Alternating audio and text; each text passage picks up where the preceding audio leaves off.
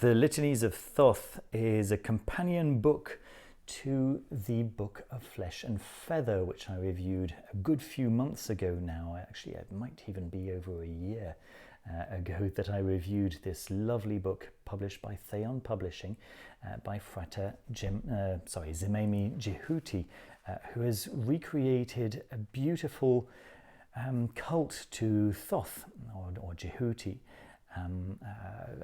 I've reviewed this book in the past, and when I was in London a couple of weeks ago, I thought I'd pick up the companion book, which has been out for a few months now, and just to give you a closer look. And it's just lovely. It's so nice. I can show you the cover there.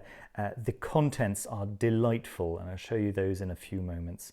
But just for now, if I can just draw your attention to how lovely this cover is the art by the author, of course, in very much in the style of some of the art that I'm not going to be able to to find in here. Wow, every single page that I'm picking has got no art, but there is so much art actually all throughout this book. And there is also some art throughout this one as well. Let me just give you a quick idea. So it's very much a recognizable style. This is a little book of prayers. As you can see, there's a prayer for every day of the year. It starts in September the 11th, is that? Yeah, September 11th. And it goes through to September 10th, all the way at the end there. All right, well, you'll have to take my word for it there.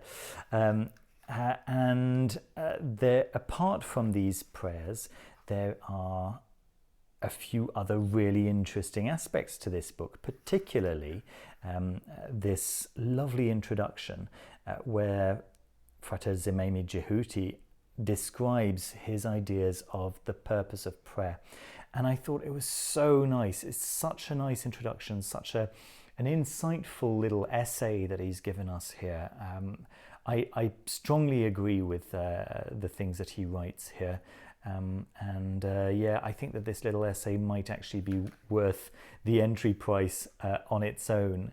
And then, of course, you have the litanies themselves, the daily prayers in various clusters, right? Clusters of days, depending on the time of year, with their little accompanying artwork or drawings, sacred artwork, of course, and then towards the end, let me just maybe give you an idea of what the prayers actually look like, so you can have an idea of the kind of language that is used. Some very interesting ideas going on there in these prayers, and then towards the end you have these fantastic little divination methods. I think there are 3 different divination methods which are so cool, such good ideas, really nice. This particular one is lovely. You use some seashells, and you cast them on this grid, and then depending on whether they land upright or upside down, it means different things, and then depending on which number they fall, and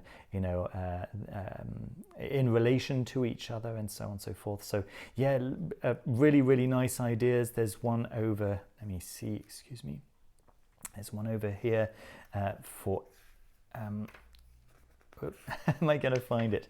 Yes, here it is, divination with senet sticks.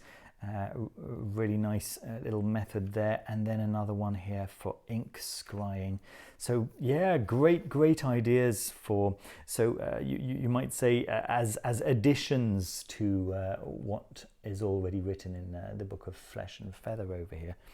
Really lovely. And then of course, you have this little table which gives you the correspondences between the Hebrew letters, which many people who have studied Kabbalah might already be familiar with, right? And their numerical correspondences. But then you also get the Greek and then the Coptic for equivalent correspondences, right? Yeah, really, really lovely.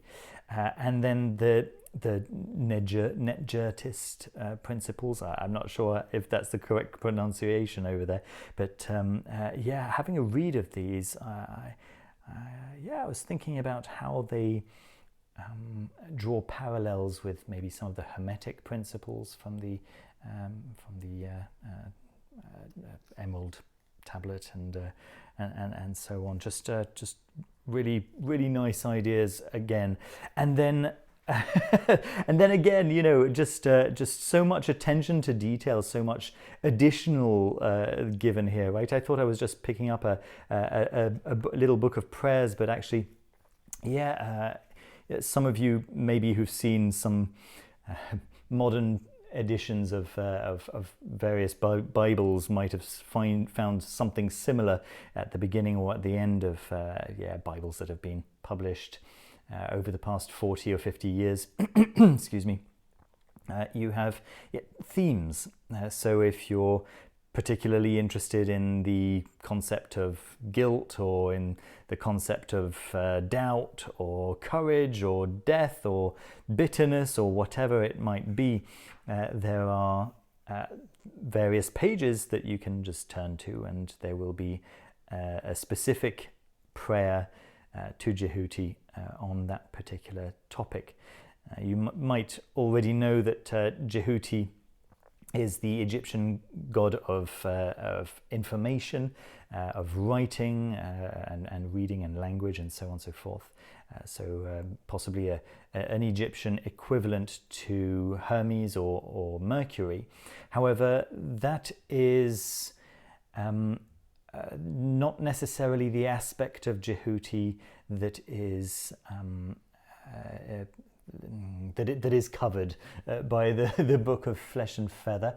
The Book of Flesh and Feather is really a recreation of a cult to Jehuty that sees Jehuty or Thoth as the as an embodiment of the Almighty, of the absolute divine, and as such, many of these prayers can be adapted in many different ways, and whether you're intending to follow to the letter an actual recreation of a Thoth cult, or whether you're rather hoping to pick up some of these prayers and possibly adapting them to your own